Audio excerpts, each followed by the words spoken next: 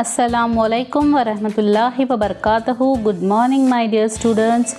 Welcome back to EVS class. I hope you all are doing great. So let's start our today's class. Open your textbook and see on page number 12.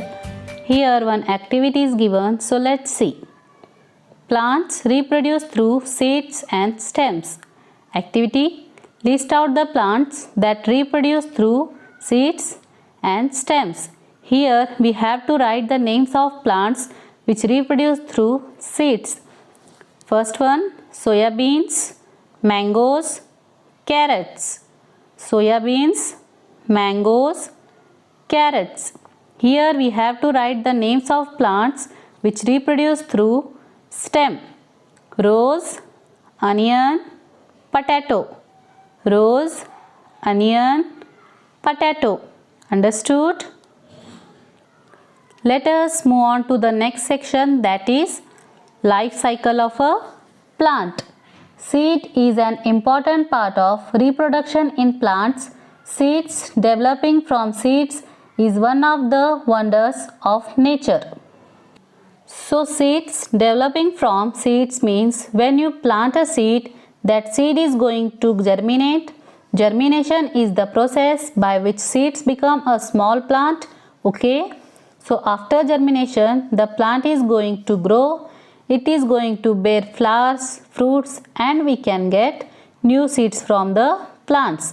So that is how we can see the seeds will develop into new seeds. Understood? Some plants apart from seeds produce new plants through stems, but you will learn more about them in higher classes. So like we just learned, seed is not only the method through which plants reproduce, instead they can also reproduce through stems, buds, etc.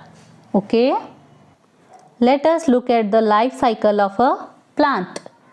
A life cycle of a plant producing seeds from a seed is given here. Observe. Let us start with seeds, stem, bud. From the seeds, we are going to get a small plant. Next, the new plant, it bears new flowers. The flower is going to become a unripened fruit. From unripened fruit, it's become ripened fruit.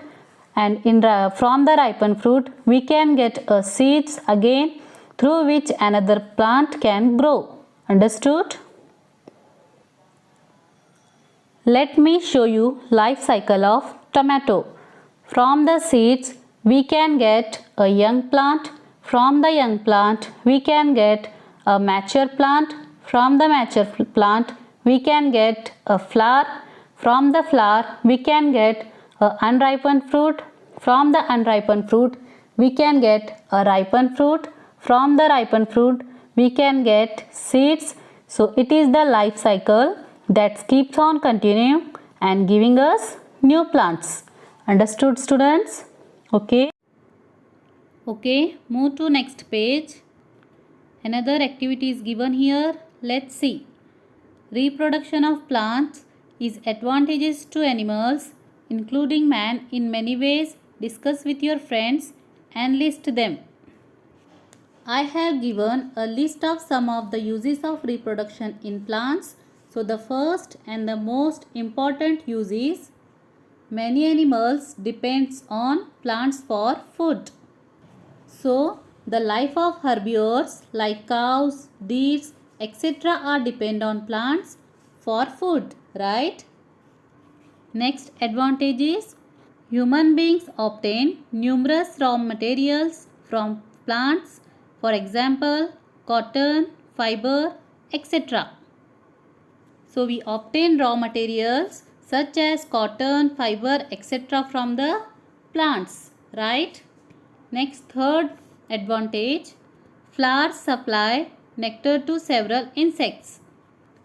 So whenever plants are trying to reproduce, flowers attract insects such as honeybees, right? And I hope you all understood this.